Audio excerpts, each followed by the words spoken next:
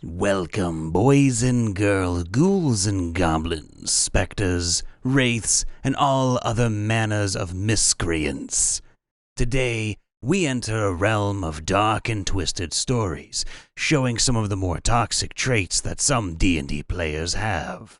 As such, Brian Von VA, myself, I must state that some stories and topics may be uncomfortable or downright appalling to some audience members. Of course, we here at MrRipper don't condone any of the negative or horrible crap on display, but we understand if you have to turn the video off or skip to another episode.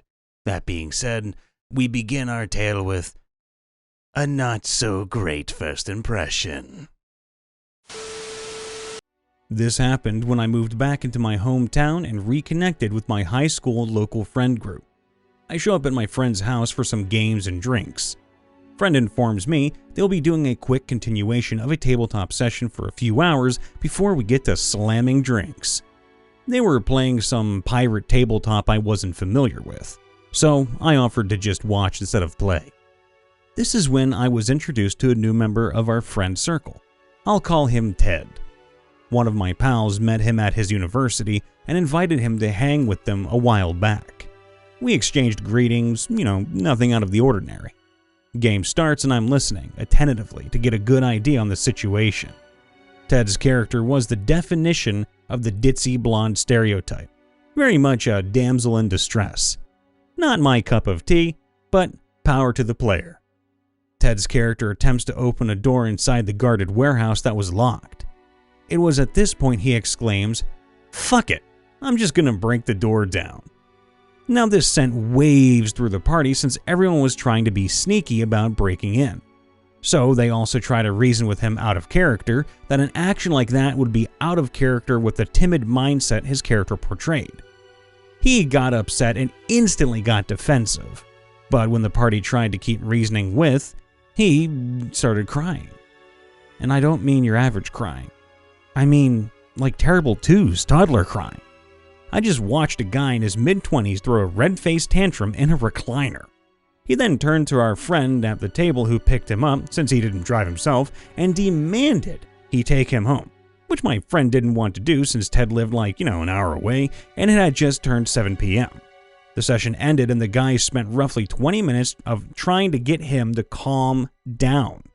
When he finally settled down, we brought out the drinks, and I can't remember much after that because I was plastered.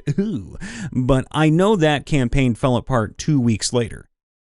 Whenever I bring up what happened, it falls into the "let's just forget that happened" category in the group. There are no black people on the Sword Coast. A friend from university asked me if I wanted to join the online group he plays D&D with, since a player left. And I did. I sent the DM my character ID on Discord, an artificer from Tashluta, who's originally part of a group of merchants from its Rundine trade consortium that travels far north to sell gadgets that you usually can't get there, before he's getting dragged into the group's adventures. It's cool, he likes it. Then, in the first session, as I described my dark-skinned character's appearance, this conversation went down.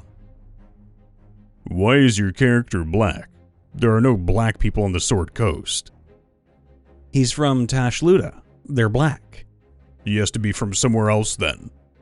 I'm black. I want a black character." "You said you were German." "My parents are from Namibia."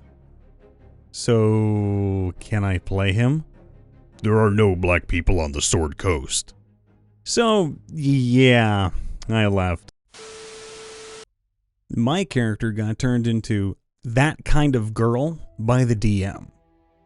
So, I love playing bards. They are a lot of fun for me and are a break from my own shy and introverted personality. I decided in one 5th edition game to play a satyr bard. I was playing her as a happy-go-lucky, nothing is ever bad or wrong in the world, and a bit of a drunk.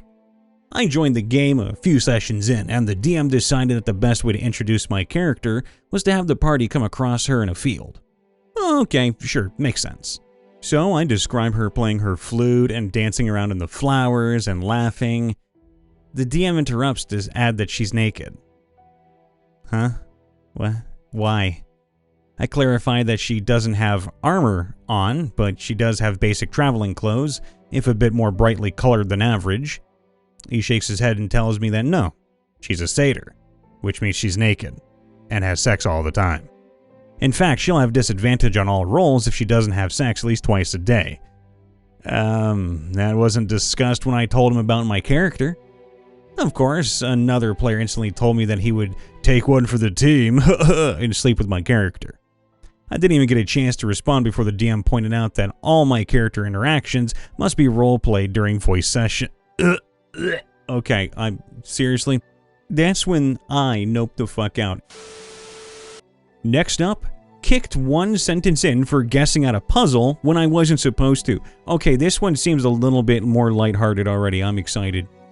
So I expressed interest in joining a 5th edition play-by-post game, and months later I get a message saying the other people they picked didn't work out.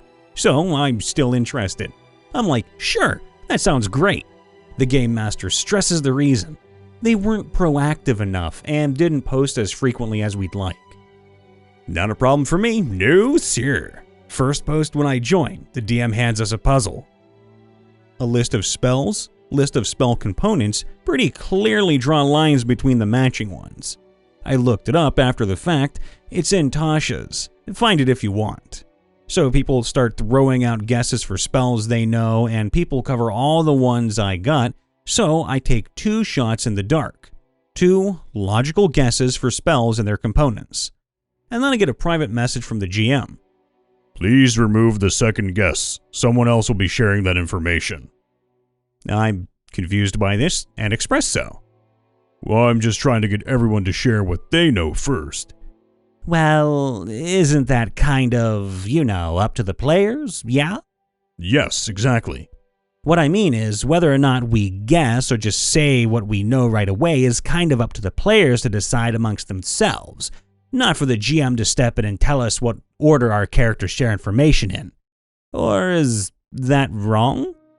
You're understanding it wrong, yes. You could easily list everything as a reasonable guess and say it's not up to the DM, but the character. But no, we don't do it that way. I don't know why that just made me laugh. So yes, it's wrong because we want everyone to participate.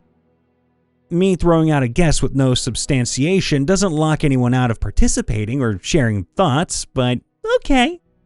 Suddenly, I'm ejected from the server, which has most of my character notes and musings with the GM, so that's lost, I guess, and get one more message in private. I don't think we're going to work out. Thank you for your time. Then I'm immediately unfriended or blocked, I don't know which one, and can no longer message that user. I understand this is less being kicked for the guess and more for arguing with the DM, but that's just not quite as snappy as a post title. I feel like I've really dodged a bullet, as there were quite a few red flags in character creation as well. I mean, I'm all for player participation, but yikes. I had my data stolen by a player who wanted to know the story beforehand. Wait, what?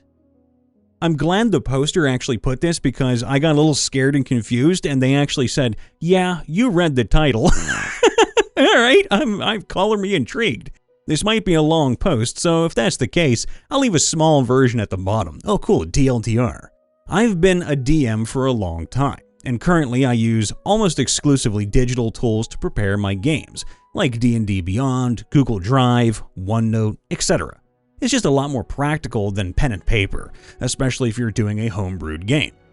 We used to play in person before the pandemic, meeting weekly. Now, we play online. That's fair. We're a group of 6 people, and we've been friends for almost 10 years. Thus, we have quite some trust between each other. The party members are experienced, and one of them usually acts as the self-proclaimed leader. This player in question has, for the last few months, been quite overbearing with the others, especially when they try to decide something.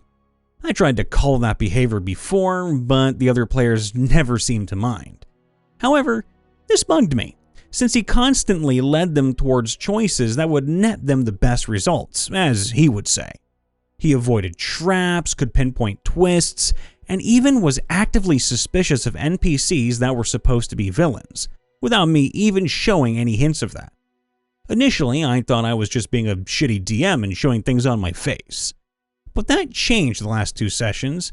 I had a problem with my internet connection and couldn't access my notes on Google Drive. Thus, I ended up writing the 2 sessions by pen and paper. Then, during the first sessions, his straightforward leadership was nowhere to be seen. He was jittery and very anxious through the mic.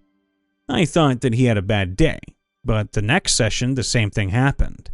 But this time, he asked me how I was planning our sessions. I answered that I had planned them beforehand during my lack of connection and did it on a notebook. The session went without any issues, but I still felt strange when he asked me about that. So I decided to have a look at my notes. I didn't realize it before, but the drive in which I kept my session notes had more than just me having access to it. He gave himself access to my Google Drive and thus could see my notes before every session. My theory is that he has probably done it when we still played in person. Regardless, I took my laptop to an IT expert and asked him to check everything. The dude had given him access to pretty much all of my emails and drives. Oh God, that's a violation. It took 3 hours to be able to deny that access and change all my passwords. I even changed my bank passwords just in case. Hey, that's a good move. I confronted him after that, saying what he did was absurd and borderline criminal by the nature of it. He tried to explain himself, of course, saying his anxiety wasn't letting him have fun when he didn't know the stories beforehand, so he thought I wouldn't mind, and ended up with him blocking me and every other friend on social media, Discord, etc., and essentially disappearing. Now, this was never something I thought would happen. Still, I do hope that's the end of it. It sucks because I really trusted him, and I really didn't think a friend could be this shitty over a damn game. TLDR, a player used my laptop to give himself access to my emails, Google Drive, and online tools. That way he could know the sessions beforehand and take the best route possible, getting defensive and disappearing once he was confronted. Hey everyone, Brian Von VA here. I hope everybody's okay after all the stories. I know some were kind of bad, some were okay though, but all of those, that's what RPG horror stories are. They're kind of weird and twisted and spooky, and they give us a really harsh outlook on what RPGs are like behind closed doors between friends or random people. So TLDR, just stay safe out there. Now make sure to leave a like, subscribe, and to ring that bell, of course, too, just so you can get notified when we post or go live. We won't be posting a ton of RPGs, horror stories, but we're getting into it, so be prepared for that content as well. And if you'd like to submit any stories to us, be it a horror story or not, you can do so on r/MrRipper, or you can share some down in the comments below. Also, if you feel so inclined, check out our TikTok and my YouTube and Twitch, Brian Von VA. All the links for everything MrRipper and me will be down in the description below. That being said, please stay safe out there, be happy, be healthy, and remember this. You are not obligated to stay with a group of people that you don't fucking care for. If someone out there is treating you poorly, just walk away. It's better to do that than to deal with the constant headache and heartache of dealing with somebody who's not mentally there. And, of course, try not to bully anyone either, because we never know what they're actually going through behind closed doors. So we try to cover all bases. Positivity, but realistically. All the love, be safe, be happy, and we'll see you next time. Bye for now.